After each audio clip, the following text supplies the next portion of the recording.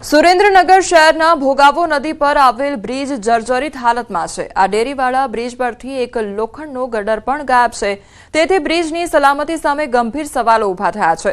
થોડા સમય પહેલા જ લાખો રૂપિયાના ખર્ચે સમારકામ કરાયેલા બ્રિજ પરથી રોજ હજારો વાહન ચાલકો જીવના જોખમે પસાર થઈ રહ્યા છે। કોઈ મોટી દુર્ઘટના સર્જાય તે પહેલા બ્રિજનું સમારકામ થાય તેવી સ્થાનિકો અને વાહન ચાલકોની માંગ ઉઠી છે। दूधनी डेरी वाला पुल घना समय थी बिस्मार हतो। गई साल तंत्रे आने रिपेरिंग समारकाम माटे 20 दिवस पछी माटे बंद कर्यो हतो, पण ते पछी आ पुलने मजबूताई रहेला माटे सांधानी वच्चे लोखंडना गडर नाखेला मजबूताई माटे। एमां एक गडर छेल्ला 2-4 महीनाथी गुम छे। गडर नाखी अने गंभीर जेवी दुर्घटना न बने एनो वहेली तके तंत्र समारकाम करावे।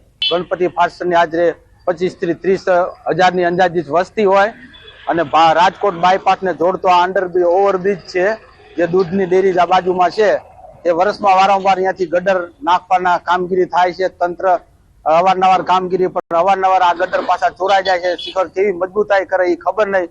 મોટા ભારે વાહનો અહીંથી પસાર થતા ભવિષ્યમાં કોઈ મોટી દુર્ઘટના થાય તો જવાબદાર કોણ અને ભવિષ્યમાં કોઈ મોટી જાનહાનિ થાય એવી શક્યતાઓ રહેલી છે। સુરેન્દ્રનગર ઉપાસના સર્કલ થી રાજકોટ બાયપાસ ને જોડતા મુખ્ય જે दूधनी डेरी वाळो जे ब्रिज आवेलो छे, आ ब्रिजनुं अंदाजे 6 થી 8 मास पहला तंत्र द्वारा समारकाम करवामां आव्युं हतुं। खास करीने आना जे ब्रिज परना जे लोखंडना जे जोइंट छे, आ जोइंट ने मजबूताई माटे तंत्र द्वारा वच्चे लोखंडना गडर नाखवामां आव्या हता, परंतु आप जोई शको छो के आमांथी जे मुख्य ब्रिजनी वच्चेनो जे भाग छे एमांथी लोखंडनो जे गडर ज छे ते गडर ज छे गायब जोवा मळी रह्यो छे। तेने लईने ब्रिजनी जे मजबूताई छे तेना पर सवालो उभा थया छे। खास करीने आ ब्रिज परथी दिवसभરના हजारों वाहन चालको पसार थाय छे। खास करी અને જે ઓવરલોડ ડમ્પરો તેમજ અન્ય જે માલવાહક વાહનો છે તે પણ મોટા પ્રમાણમાં પસાર થાય છે, ત્યારે ક્યાંક ને ક્યાંક બ્રિજની સલામતીને લઈને સવાલો ઊભા થવા પામ્યા છે। તંત્ર દ્વારા જે લોખંડનું ગટર છે નાખવામાં આવ્યું હતું, પરંતુ હાલ તે છે ગાયબ જોવા મળી રહ્યું છે। ત્યારે લોકો સવાલ ઉઠાવી રહ્યા છે કે તંત્ર દ્વારા અહીં ગટર નાખવામાં આવ્યું હતું કે કેમ, અને ગંભીરા જેવી કોઈ ગંભીરા બ્રિજ જેવી કોઈ ભયંકર દુર્ઘટના સર્જાય તે પહેલા તંત્ર દ્વારા આ બ્રિજનું યોગ્ય સમારકામ કરવામાં આવે તેવી વાહન ચાલકોની માંગ છે। अक्षय जोशी, न्यूज 18 गुजराती, सुरेंद्रनगर। पीएम मोदी मन की बात में जेनजी में वत्ता भजन क्लबिंगना ट्रेंडनो उल्लेख कर्यो छे। युवानोमां आ एक नवो आध्यात्मिक अने मनोरंजन ट्रेंड बनी गयो छे, जेमां परंपरागत भजनो आधुनिक संगीत साथे कॉन्सर्टनी जेम गावामां आवे छे।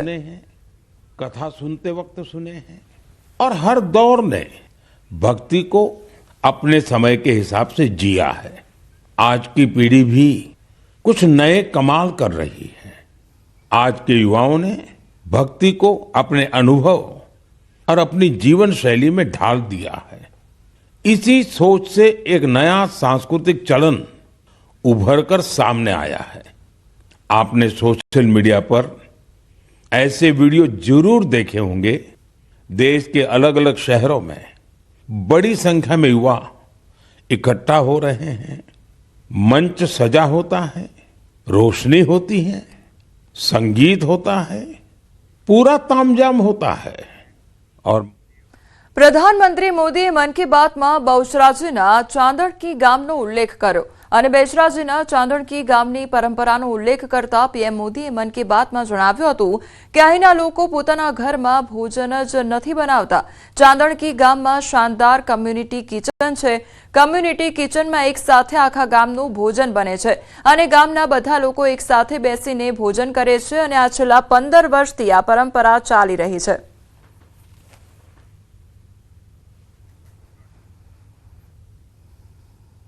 સાહેબે મન કી બાતની અંદર જે નોંધ લીધી, ગામ વિશે જે ચર્ચા કરી, એનાથી અમે બહુ ગૌરવાન્વિત અનુભવીએ છીએ અને આખું ગામ ખુશ છે આ બાબતથી કે બહુ આટલા ઊંચા લેવલે, વર્લ્ડ લેવલે આની અમારા ગામનું નામ પહોંચી ગયું, એનાથી અમે બહુ ખુશ છીએ અને અમે અમારી જવાબદારી હવે આ જે અમારી સર્વિસ છે એને અમે મોર એન્ડ મોર બેટર એને ઊભી કરવા માંગીએ છીએ। અમે તો અમારા માટે ઘણું ગર્વ કહેવાય, કારણ કે આજે નાનું ગામ, ખોબા જેવું ગામ અને સરહદ ઉપર છે, જિલ્લાની સરહદ ઉપર કહેવાય ગામ, છતાંય એને જો આ રીતે વડાપ્રધાન જેવા નરેન્દ્ર મોદીભાઈ જેવા આપતા હોય તો ઘણું ગર્વ કહેવાય અમારા માટે।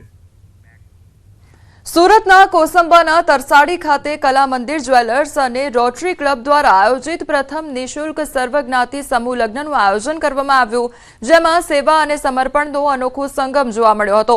આ સર્વજ્ઞાતિ સમૂહ લગ્નમાં 71 દીકરીઓને શાસ્ત્રોક્ત વિધિથી પ્રભુતામાં પગલાં પાડ્યા હતા। એક માઇન્ડસેટ બની ગયું કે સમૂહ લગ્ન એટલે જે લોકો ખર્ચ ના કરી શકતા હોય કે જેને સામાજિક પરિસ્થિતિ જેના ઘરની અંદર ફાઇનાન્શિયલ પરિસ્થિતિ મજબૂત ના હોય તે માટે એ સમૂહ લગ્નમાં ભાગ લેતા હોય। પરંતુ હું એવું માનું છું કે વ્યક્તિ પાસે રૂપિયા ઓછા વધતા હોઈ શકે છે, એનો રસ્તો જીવનમાં નીકળી જાય છે, પરંતુ સમૂહ લગ્ન એ સમાજને પ્રેરણા આપતું સૌથી મોટું સમૂહ થવાનું કારણ છે। રોટરી ક્લબ દ્વારા સંચાલિત પ્રથમ સર્વજ્ઞાતિ સમૂહ લગ્ન જવા થઈ રહ્યો છે, જેમાં અમે પણ ભાગ લીધો છે।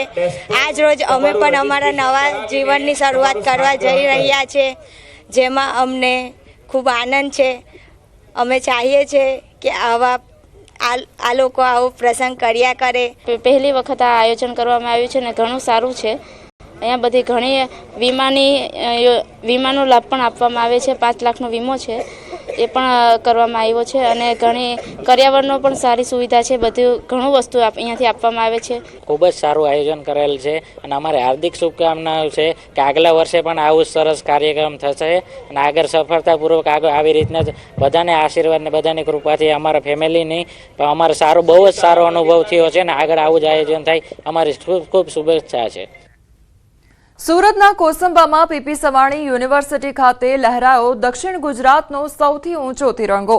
45 મીટરની ઊંચાઈ પર લહેરાતા રાષ્ટ્રધ્વજે સુરત જિલ્લાનું માન વધાર્યું। નાયબ મુખ્યમંત્રી હર્ષ સંઘવીના હસ્તે ગરિમાપૂર્ણ માહોલમાં કરવામાં આવ્યું ધ્વજારોહણ। પીપી સવાણી યુનિવર્સિટીના પ્રાંગણમાં 45 મીટર એટલે કે અંદાજે 147 ફૂટની ઊંચાઈ ધરાવતો ગગનચુંબી તિરંગો લહેરાવ્યો। हाल समाचारों में बस आटलू ज। વધુ સમાચાર માટે આપ જોતા રહો ન્યૂઝ 18 ગુજરાતી। નમસ્કાર।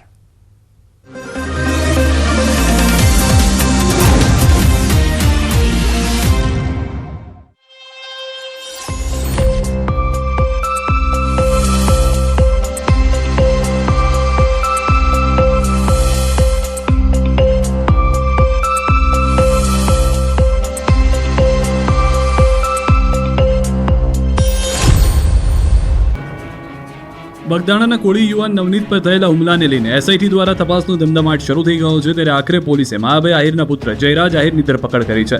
એસઆઈટીએ 3 દિવસમાં ફરી તીડું આવ્યું હતું। એસઆઈટીએ હાજર થવા માટે સમન્સ પાઠવ્યું હતું। એસઆઈટીએ ફરી એકવાર જયરાજને પૂછપરછ માટે બોલાવ્યો। સતત 2 વાર બોલાવ્યા બાદ હવે આ કેસમાં પોલીસે જયરાજ આહિરની ધરપકડ કરી લીધી। પોલીસને નવનીત પર હુમલાના તાર મળતા જયરાજને પોલીસે પકડી લીધો। પોલીસના કહેવા મુજબ તેમના જયરાજના મોબાઈલના પુરાવા પણ મળ્યા છે। એસઆઈટી દ્વારા સતત 2 કલાકથી જયરાજ આહિરની પૂછપરછ કરવામાં આવ્યા બાદ પકડી લેવાયો। એસઆઈટી દ્વારા આ કેસમાં જયરાજ આહિરની ધરપકડ કરી લેવાતા અનિચ્છનીય બનાવ ન બને તે માટે આઈજી કચેરી ખાતે ચુસ્ત પોલીસ બંદોબસ્ત પણ તૈનાત કરી દેવામાં આવ્યો છે। આ કેસમાં એસઆઈટી તપાસ કરી રહી છે। એનો આજે 20મો દિવસ છે, જ્યારે કોળી યુવાન નવનીત બાલદિયા પર હુમલો થયો અને 1 મહિનો થવા અને આડે માત્ર 4 દિવસ જ બાકી છે।